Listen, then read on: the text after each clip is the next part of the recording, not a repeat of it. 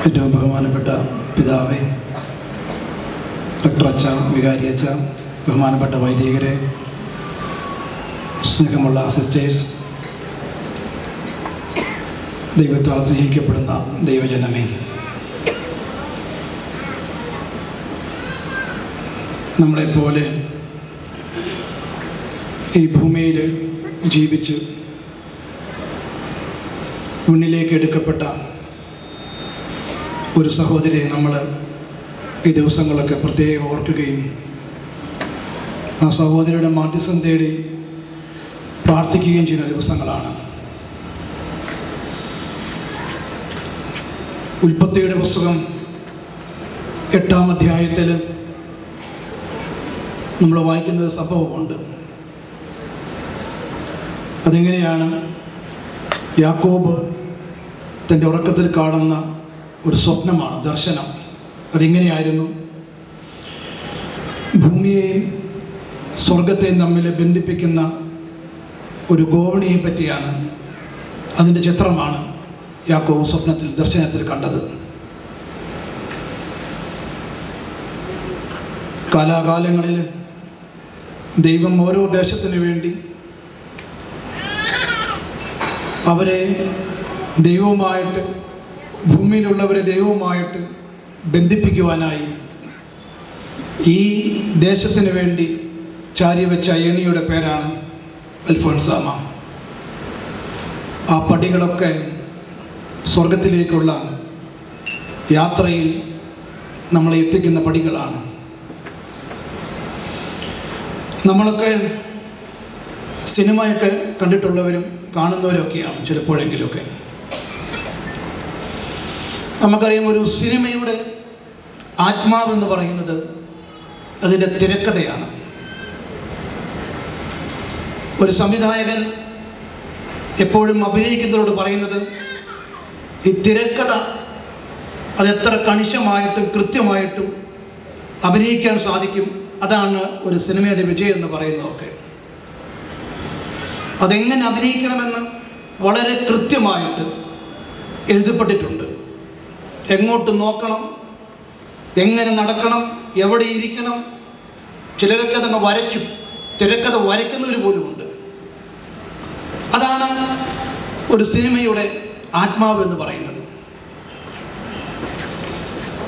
36 വർഷക്കാലഘട്ടം ഈ ഭൂമിയിൽ ജീവിക്കാൻ ദൈവം ഒരു തിരക്കഥ എഴുതി അൽഫോൻസാമയ്ക്ക് വേണ്ടി. അത് വളരെ കൃത്യതയോടും കണിശതയോടും കൂടെ ജീവിച്ചുള്ള പേരാണ് അൽഫോൻസാമ. അതിൽ ഒരു മാറ്റവും വരുത്തിയിട്ടില്ല. തീർച്ചയായിട്ടും ഈ സിനിമയ്ക്ക് അല്ല, ഈ ജീവിതത്തിന് പ്രത്യേകതയുണ്ട്. നമുക്കറിയാം, ചില സിനിമകളൊക്കെ, എല്ലാ സിനിമയും നിർമ്മിക്കപ്പെടുന്നതും ഒക്കെ ആൾക്കാർ അംഗീകരിക്കുമെന്ന് കരുതിയാണ്. പക്ഷെ എത്രയോ സിനിമകളാണ് നഷ്ടത്തിൽ പോകുന്നത്. ചില സിനിമകൾ ഞാൻ ശ്രദ്ധിച്ചിട്ടുണ്ട്, അതിന് ആളുകൾ ആ ശ്രദ്ധിക്കപ്പെടാതെയൊക്കെ പോകും, തിയേറ്ററിൽ വന്നെന്ന് അറിയുക പോലും ഇല്ല. നമുക്കിത് വേറൊരു പ്ലാറ്റ്ഫോമുണ്ട് സിനിമയ്ക്ക് വേണ്ടി, അല്ലേ? OTT പ്ലാറ്റ്ഫോമുകൾ, ആമസോണിലും അല്ലെങ്കിൽ ജിയോയിലൊക്കെ ഈ സിനിമകളെ കുറച്ച് കഴിഞ്ഞാൽ വരും. ചില സിനിമകളൊക്കെ എങ്ങനെയാണ്, തിയേറ്ററിൽ അമ്പേ പൊട്ടിപ്പോയതാണ്, ആരും കാണാൻ പോലും പോയിട്ടില്ല, ഇറങ്ങിയത് അറിഞ്ഞിട്ട് പോലും ഇല്ല. പക്ഷെ OTTയിൽ വന്നപ്പോൾ, ആമസോണിൽ വന്നപ്പോൾ അത് ഭയങ്കര ഹിറ്റായി. 36 വർഷ കാലഘട്ടം ഈ ഭൂമിയിൽ ഒടേതമ്പുരാൻ എഴുതിയ സ്ക്രിപ്റ്റ്, തിരക്കഥ വളരെ കൃത്യതയോടെ ജീവിച്ചിട്ടും അത്ര ശ്രദ്ധിക്കപ്പെടാതെ പോയൊരു ജീവിതമായിരുന്നു അൽഫോൻസാമയുടേത്. എന്നാൽ അത് ദൈവം അവളെ കയ്യിലേക്ക് എടുത്തപ്പോൾ അതിന് മൂല്യമുണ്ടായി. ഒരു സിനിമയ്ക്ക് 2 നമുക്കറിയാം ഘട്ടങ്ങളുണ്ട്. നമ്മളൊരു ഹാഫ് ടൈം എന്നൊക്കെ പറയും. First half, second half. അൽഫോൻസാമയുടെ ജീവിതത്തിലെ ഫസ്റ്റ് ഹാഫ് തിരക്കഥ അതത്ര സന്തോഷമുള്ളതായിരുന്നില്ല, കണ്ടവർക്കും അത് ജീവിച്ച ആൾക്കും. അത് കണ്ടവരൊക്കെ പറഞ്ഞു, ഇത് എന്തൊരു ദുരന്തം പിടിച്ച തിരക്കഥ. എങ്ങനെയൊക്കെ ദൈവം ഒരു തിരക്കഥ എഴുതുമോ മനുഷ്യർക്ക് വേണ്ടി. അവളെ ഓർത്ത് പലരും പരിതപിച്ചു, സങ്കടപ്പെട്ടു. അങ്ങനെ ആരും അറിയാതെ അങ്ങ് തീർന്നു പോവുകയാണ്. അങ്ങനെയുള്ള തിരക്കഥകളൊക്കെ അല്ലെങ്കിലും ആരാ ശ്രദ്ധിക്കുക? വിജയിച്ചവരുടെയും നേടിയെടുത്തവരുടെയൊക്കെ വെട്ടിപ്പിടിച്ചവരുടെയൊക്കെ തിരക്കഥകളൊക്കെയാണ് ഇപ്പോഴും ഈ ഭൂമിയിൽ ശ്രദ്ധയുണ്ടാവുക.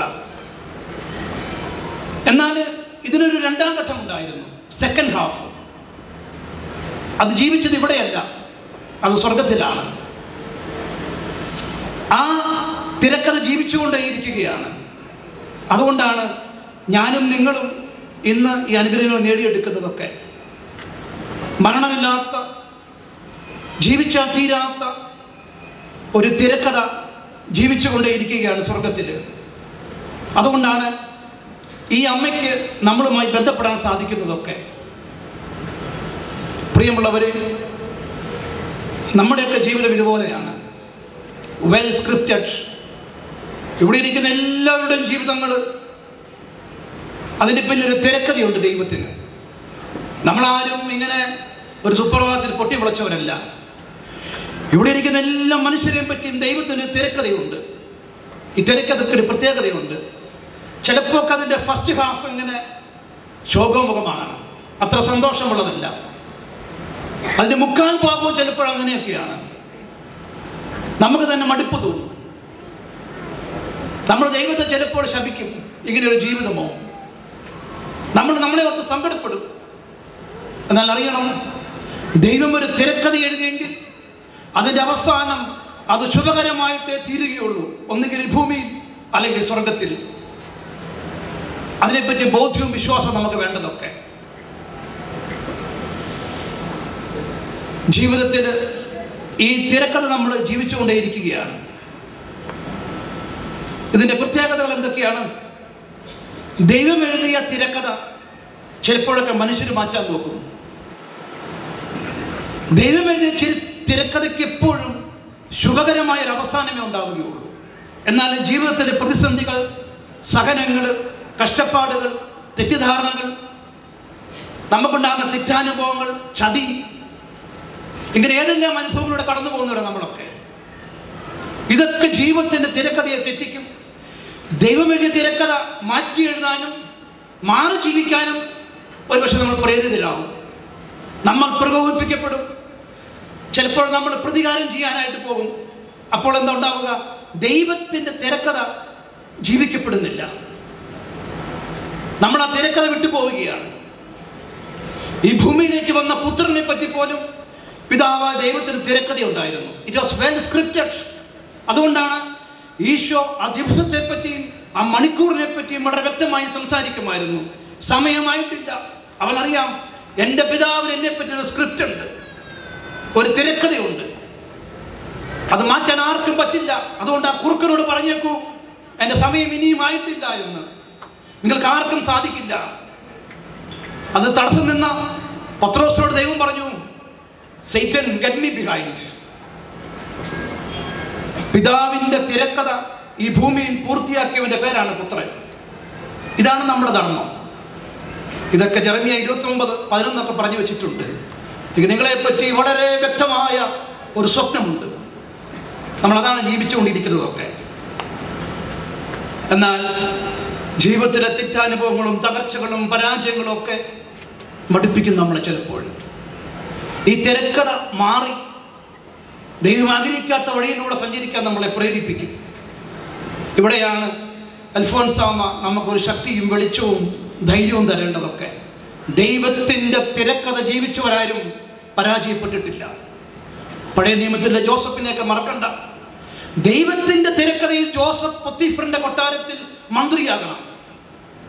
അതായിരുന്നു ദൈവത്തിൻ്റെ തിരക്കഥ. എന്നാൽ അവൻ സഞ്ചരിച്ച വഴികളൊക്കെ അങ്ങനെ ആയിരുന്നില്ല. സ്വന്തം സഹോദരന്മാർ അവനെ പൊട്ടക്കിണറ്റിൽ ഉന്തിയിടുന്നു, അടിമയാട്ടി വിൽക്കുന്നു, ജയിലിൽ കിടക്കേണ്ടി വരുന്നു. പക്ഷേ ജോസഫ് എന്ന വ്യക്തി തൻ്റെ തിരക്കഥയെപ്പറ്റി ബോധ്യമുള്ളവനായിരുന്നു. എത്ര കൊല്ലം ജയിലിൽ കടന്നാലും പീഡിപ്പിക്കപ്പെട്ടാലും അതിന് തടസ്സമായിട്ട് പൊത്തിഫറോ പടയാളികളോ പൊത്തിഫറിന്റെ ഭാര്യയോ സഹോദരന്മാരോ നിന്നാലും ജോസഫ് എത്തേണ്ടിടത്ത് എത്തും. അത് ദൈവത്തിന്റെ തിരക്കഥയാണ്.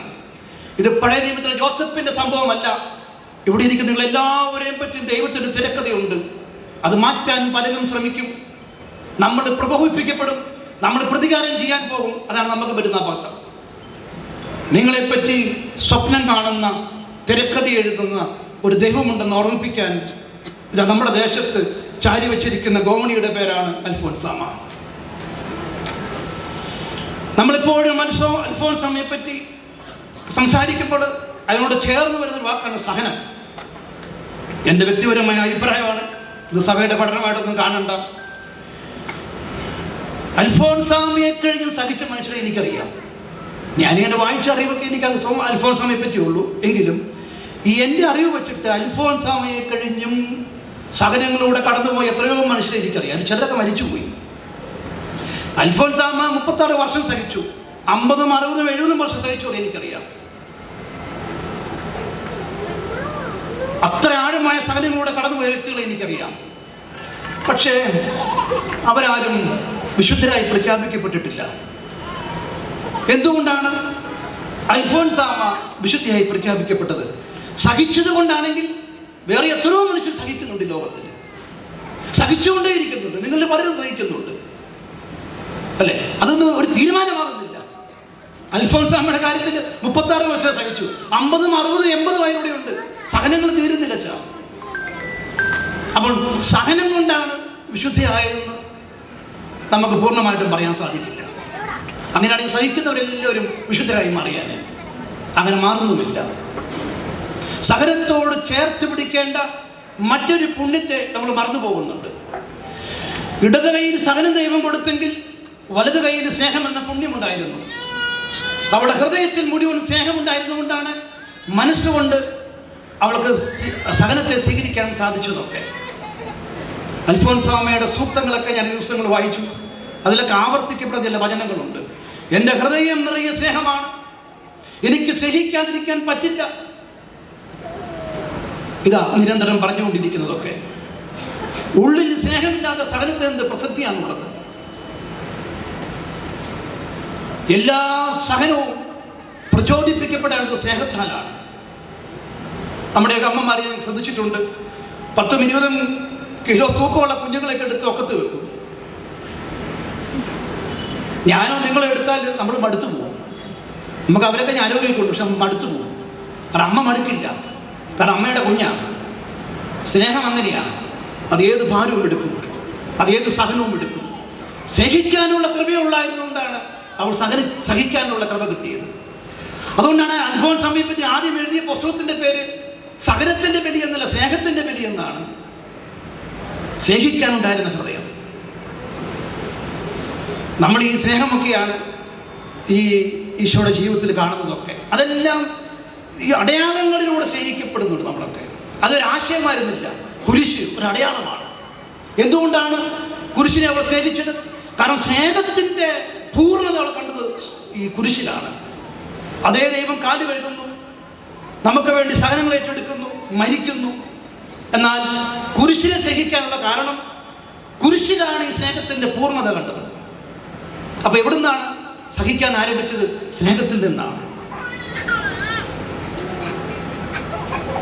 നമുക്ക് സഹനങ്ങളുണ്ട്, പക്ഷെ സ്നേഹമുണ്ടെന്ന് ചിന്തിക്കണം എപ്പോഴും. സ്നേഹമില്ലാത്ത സഹനങ്ങൾ പുണ്യമായിട്ട് മാറില്ല. ആരാണ് നിങ്ങളെ പ്രചോദിപ്പിക്കുന്നത്? എന്താണ് നിങ്ങളെ പ്രചോദിപ്പിക്കുന്നത് സഹിക്കാനായിട്ട്? അത് സ്നേഹം മാത്രമായിരിക്കണം. നമ്മൾ അങ്ങോട്ടും ഇങ്ങോട്ടും പങ്കുവെക്കുന്നത് സ്നേഹമാണോ, അതോ ഇഷ്ടമാണോ, താല്പര്യങ്ങളാണോ, പ്രേമമാണോ? നമ്മൾ ചിന്തിക്കണം. യഥാർത്ഥ സ്നേഹത്തെ പറ്റിയൊക്കെ പൗലോസിനെ പഠിപ്പിക്കുന്നുണ്ട്. 1 കൊറിന്തോസ് 13-ാം അധ്യായത്തിൽ നമ്മൾ വായിക്കുന്നത് നിങ്ങൾക്ക് അറിയാവുന്ന വചനമാണ്. അത് 4 തൊട്ട് ഇങ്ങനെയാണ് വായിക്കുന്നത്. സ്നേഹം ദീർഘക്ഷമയുള്ളതാണ്, അതിങ്ങനെ കാത്തിരിക്കും. 36 വർഷം കാത്തിരുന്നിട്ടും കിട്ടാതെ പോയത് സ്വർഗത്തിലാണ് കിട്ടിയത്. സ്നേഹം ദീർഘക്ഷമയുള്ളതാണ്. സ്നേഹം സകലതും സഹിക്കുന്നു. സ്നേഹമാണ് സഹിക്കാനുള്ള പ്രേരണ. ഇത് നമുക്കറിയാവുന്ന കാര്യമാണല്ലോ. നിങ്ങളൊക്കെ ജീവിതത്തിൽ സ്നേഹിക്കുന്നവർക്ക് വേണ്ടി എന്ത് ത്യാഗവും പറ്റെടുക്കും, മടുപ്പില്ല. നമ്മുടെ അമ്മമാരൊക്കെ നമുക്ക് വേണ്ടി എന്തുമാത്രം കഷ്ടപ്പെടുന്നു. കാരണം നമ്മൾ സ്നേഹിക്കുന്നതുകൊണ്ടാണ്. അവർ കണക്ക് പറയില്ല. അവർ കണക്ക് പറഞ്ഞാൽ എവിടെ തീരും? സ്നേഹം സകലതും സഹിക്കുന്നു. സ്നേഹം എല്ലാം പ്രത്യാശ വയ്ക്കുന്നു. എല്ലാത്തിലും പ്രത്യാശയുണ്ട്.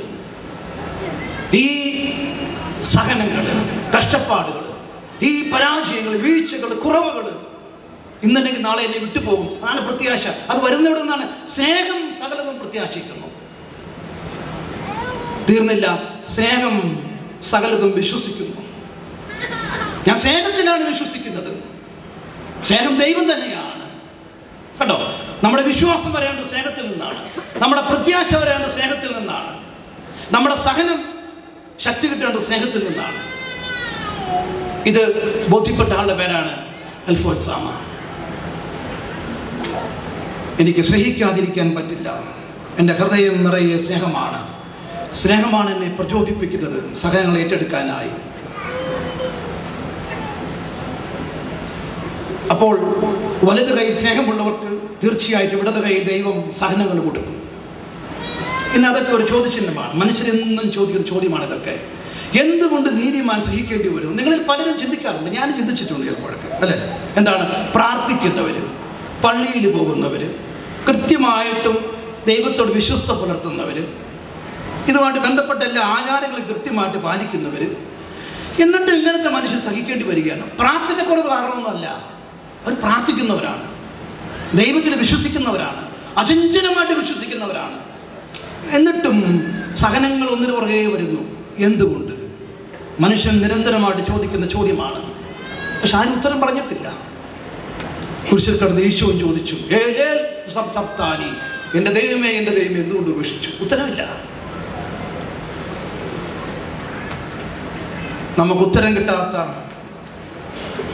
ചോദ്യത്തിൻ്റെ പേരാണ് സഹനം. അൽഫോൻസാമ ഒരു പാഠപുസ്തകമാണ്. എന്തുകൊണ്ട് എന്നുള്ളതിന് ഉത്തരം ആ പാഠപുസ്തകത്തിലില്ല.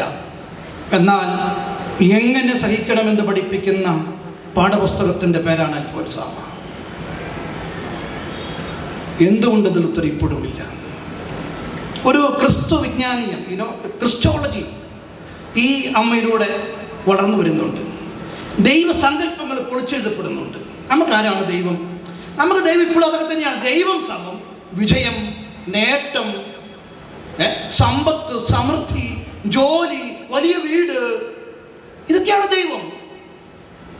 എന്നാൽ അത് മാത്രമല്ല ദൈവം. അതുകൊണ്ട് നമ്മൾ വചനപ്രഘോഷങ്ങളൊക്കെ എപ്പോഴും ഞാനും ചെയ്യുന്ന ആളാണ്. എന്താണ് നമ്മൾ ഈ പറയുന്നതൊക്കെ? സമൃദ്ധിയുടെ സുവിശേഷമാണ്. സോറി, അതിനെ മാറ്റത്തുള്ളൂ. നിങ്ങൾക്ക് എന്ത് കിട്ടും? ഈ ദൈവജനം പോലും ബമ്പർ ലോട്ടറി പോലെയാണ്. മനസ്സിലായോ? അതത്ര ബമ്പറൊന്നുമല്ല. ഈ വചനം മാംസം ധരിച്ചവന്റെ ജീവിതം നോക്കൂ, ബമ്പറായിരുന്നു. എപ്പോഴും ഈ വചനം വായിക്കുന്നവർക്കും വചനം പഠിക്കുന്നവർക്കും അത് ബമ്പറാകുന്ന നിർബന്ധമൊന്നുമില്ല. അതനുസരിച്ചവരുടെ ജീവിതം പരിശുദ്ധ അമ്മ തൊട്ട് കൊണ്ടെടുക്കും. ഇത് ആദ്യം പറഞ്ഞത് ശിഷ്യന്മാരാണ്, എഴുതിയവരൊക്കെ. അവരുടെ അവസ്ഥ എന്തായിരുന്നു? അത്ര ബമ്പറൊന്നും ആയിരുന്നില്ല. എന്നാൽ നമ്മുടെയൊക്കെ മനസ്സിൽ എവിടെയൊക്കെയോ ഈ ചിന്തകളാണ് കിടക്കുന്നതൊക്കെ. ദൈവാനുഗ്രഹമുള്ളവന് എപ്പോഴും വിജയമുണ്ടാവും. ദൈവാനുഗ്രഹം സമ്പത്താണ്, ദൈവാനുഗ്രഹം സമൃദ്ധിയാണ്, ആരോഗ്യമാണ്, കഴിവുകളാണ്, ബുദ്ധിശക്തിയാണ്. അതുമാത്രമല്ല ദൈവാനുഗ്രഹം. ദൈവം സമം സഹനമാണ്, ഒറ്റപ്പെടലാണ്, ആരും മനസ്സിലാക്കാതെ പോകുന്ന അവസ്ഥകളാണ്, തകർച്ചകളാണ്, പരാജയമാണ്, വീഴ്ചയാണ് എന്ന് പഠിപ്പിച്ച പാഠപുസ്തകത്തിന്റെ പേരാണ് അൽഫോൻസാമ. അങ്ങനെ ഒരു ദൈവത്തെ നമുക്കറിയില്ല. നമ്മളിപ്പോഴും പഴയ നിയമത്തിലെ ദൈവമാണ്. നശിപ്പിക്കുന്ന തീ, ഗന്ധകം, വെള്ളപ്പൊക്കം, അതെല്ലാം എന്താ ശാപമായിട്ട് കാണുന്നതൊക്കെ. ഒരു നാണയത്തിൻ്റെ ഇരുവശങ്ങൾ പോലെ നമ്മൾ കാണണം. ദൈവം സഹനം കൂടിയാണ്. ദൈവത്തിൽ വിശ്വസിക്കുക എന്ന് പറഞ്ഞാൽ അവൻ നടന്ന വഴിയെ നടക്കുക എന്നർത്ഥം. 1 യോഹന്നാൻ 2:6. അവനിൽ വസിക്കുക എന്ന് പറഞ്ഞാൽ അവൻ നടന്ന വഴിയെ നടക്കുക എന്നർത്ഥം.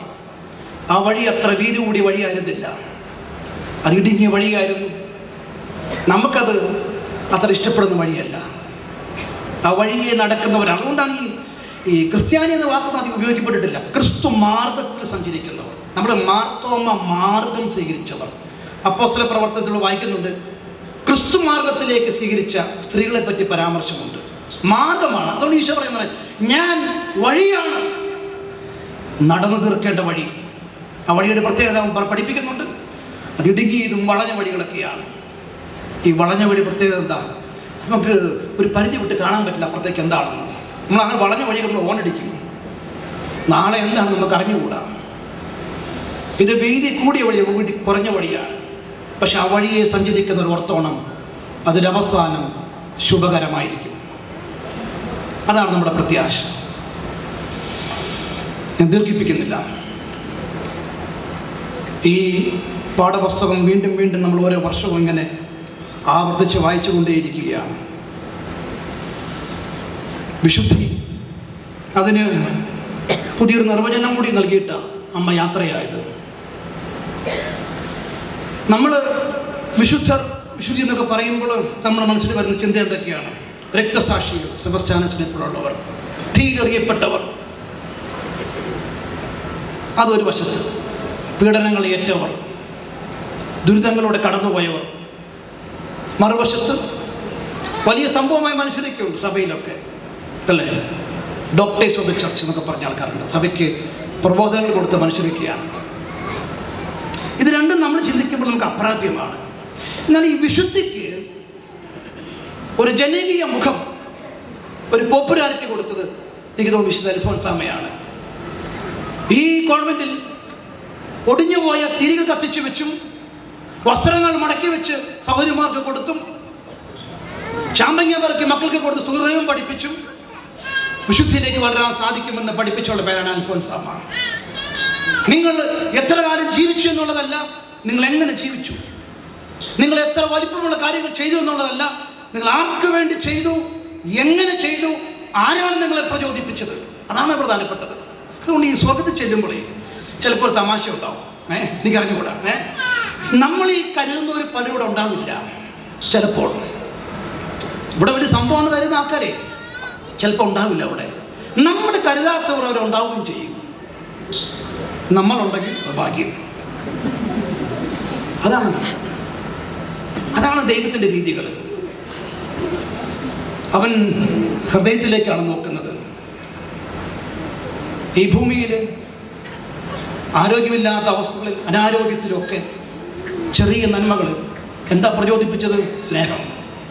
ചെറിയ സഹനങ്ങൾ വന്നപ്പോൾ സന്തോഷത്തോടെ സ്വീകരിച്ചു. എന്താണ് പ്രചോദിപ്പിച്ചത്? സ്നേഹം. മതി ആർക്കാകാൻ പറ്റാത്തത്. അതിന് ജനകീയ മുഖം കൊടുത്തു. നിങ്ങൾ വിശ്വസ്തരായാൽ മതി നിങ്ങളുടെ ജീവിതത്തിൽ. ഒരു അമ്മയ്ക്ക് ഈ സാധ്യതയുണ്ട്, ഒരു അപ്പന് ഒരു സാധ്യതയുണ്ട്, എനിക്കൊരു സാധ്യതയുണ്ട്. വീഴ്ചകളും കുറവുകളും ഉണ്ടാകാം. അത് നമ്മളെ ഓർമ്മിപ്പിക്കുന്ന ഒരു പാഠപുസ്തകമാണ് അൽഫോൻസാമ. പ്രിയമുള്ളവരെ, എന്ത് നമ്മൾ ഈ അമ്മയെ ഓർക്കുകയും അമ്മയോട് പ്രാർത്ഥിക്കുകയും ചെയ്യുമ്പോൾ ദൈവം എഴുതിയ തിരക്കഥ ജീവിച്ച ഒരമ്മയുടെ ഓർമ്മകൾ അത് അവസാനിക്കുന്നത് എപ്പോഴും ശുഭകരമായിട്ടാണ്. സ്നേഹം കൊണ്ട് നിറഞ്ഞവൾ, സഹനത്തെ എങ്ങനെ സ്വീകരിച്ചു എന്ന് പഠിപ്പിച്ചവൾ, ഈ വിശുദ്ധിയുടെ മുഖം കുറച്ചുകൂടെ നമുക്ക് ജനകീയമാക്കി മാറ്റിയവൾ, അവൾ എന്നും നമുക്കൊരു പ്രചോദനമാകട്ടെ. പിതാവിൻ്റെയും പുത്രൻ്റെയും പരിശുദ്ധാത്മാവിൻ്റെയും നാമത്തിൽ ആമേൻ.